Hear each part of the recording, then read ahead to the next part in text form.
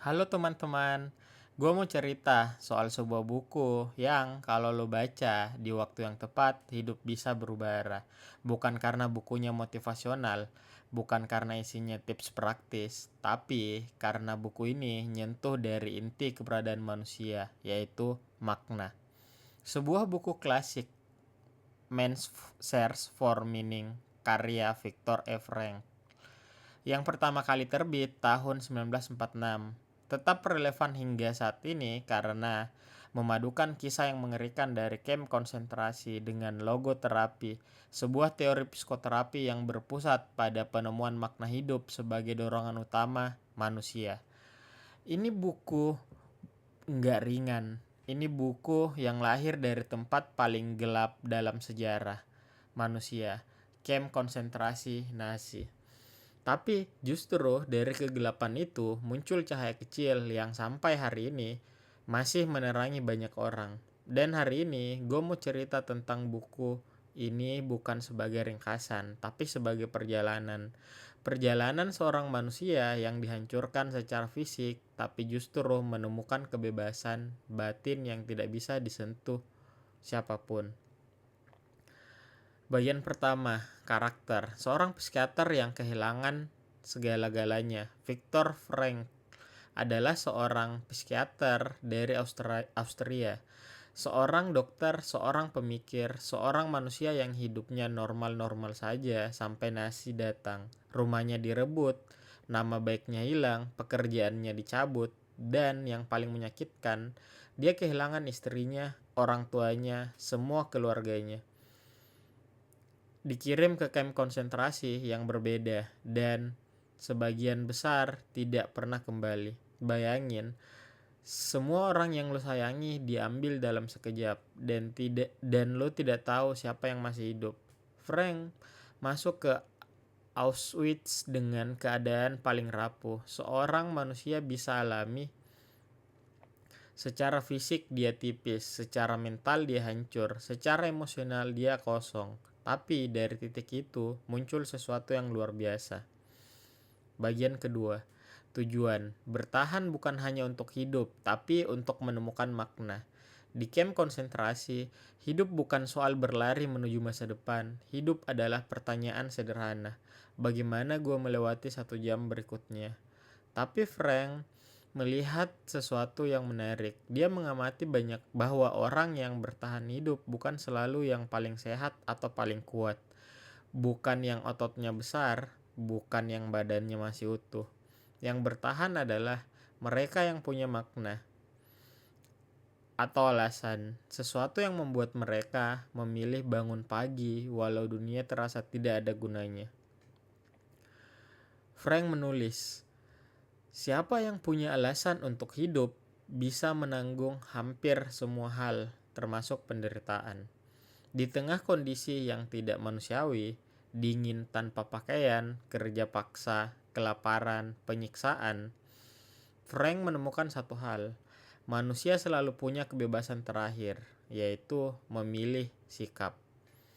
Itu tujuan Frank, menemukan makna bahwa ketika seluruh hidupnya direnggut. Bagian ketiga, halangan. Rasa putus asa yang datang setiap hari. Kamp konsentrasi adalah tempat di mana harapan datang untuk mati. Frank melihat hal-hal yang mustahil dibayangkan manusia modern. Dia lihat teman-temannya roboh di depan matanya. Dia lihat pria-pria kehilangan identitas jadi nomor. Dia lihat tubuh-tubuh tanpa nyawa ditumpuk seperti sampah. Dia lihat orang-orang yang menyerah mati dalam hitungan hari. Frank bilang, halangan terbesar bukan kerja paksa, bukan rasa lapar, bukan rasa dingin tanpa selimut. Halangan terbesar adalah hilangnya makna. Begitu seseorang kehilangan alasan untuk hidup, tubuhnya menyusul, perlahan, sunyi, seperti lilin yang kehabisan sumbu. Yang membuat Frank bertahan bukan kekuatan fisik, bukan kejeniusan, tapi satu hal. Ia selalu mencari makna bahkan dalam penderitaan. Dan itu mengubah segalanya.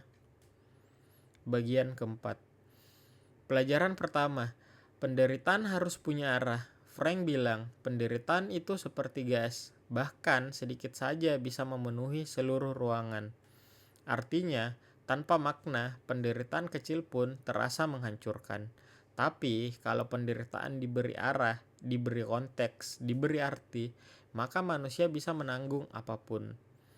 Contohnya, lu mungkin pernah ngalamin masa susah entah dalam pekerjaan, hubungan, karir, hidup keluarga, dan sering lu bertanya, kenapa hidup gue begini?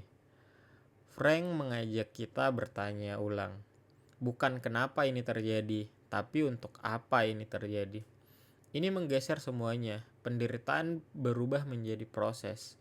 Rasa sakit berubah menjadi bagian perjalanan. Dan hidup kembali punya warna.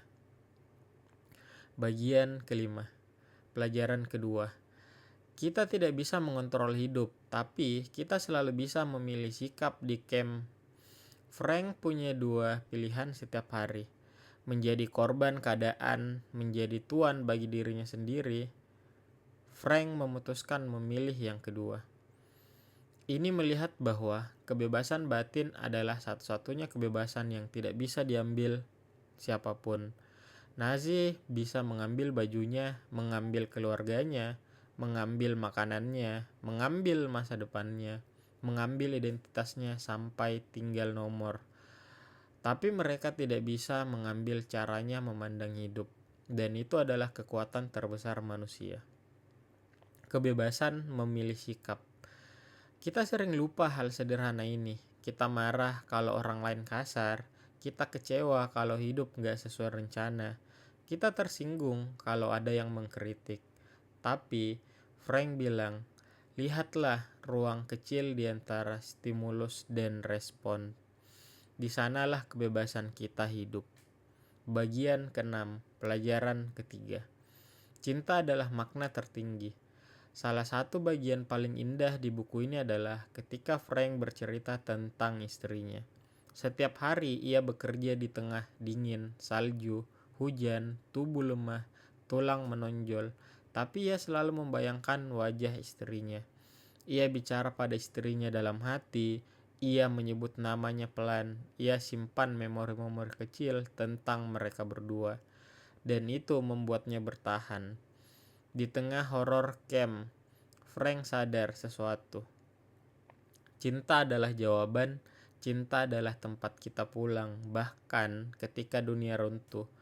Dan bagian paling emosional, Frank baru tahu setelah perang selesai bahwa istrinya sudah meninggal lama sebelum ia bebas.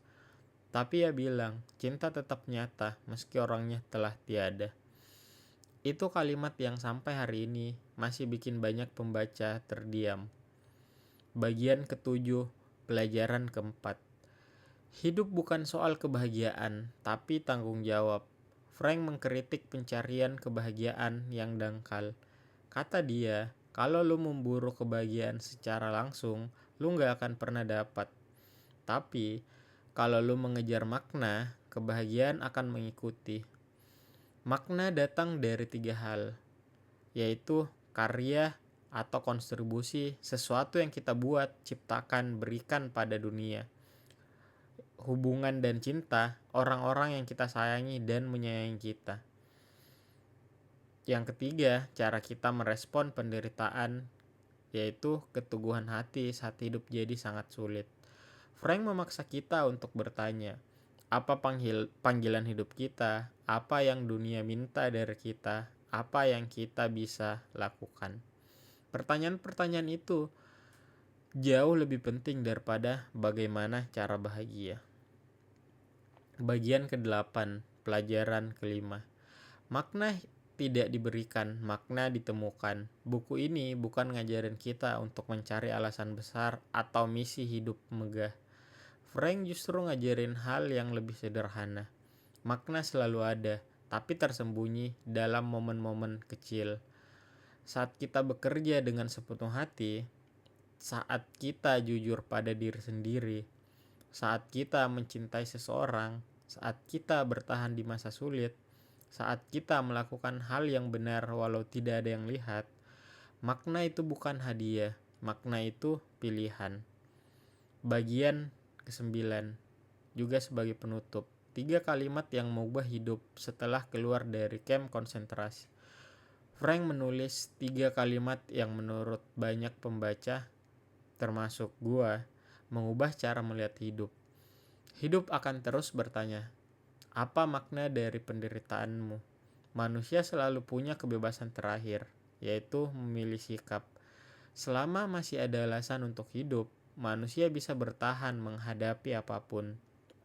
Buku ini membuat gue sadar bahwa hidup bukan tentang menunggu semua baik-baik saja.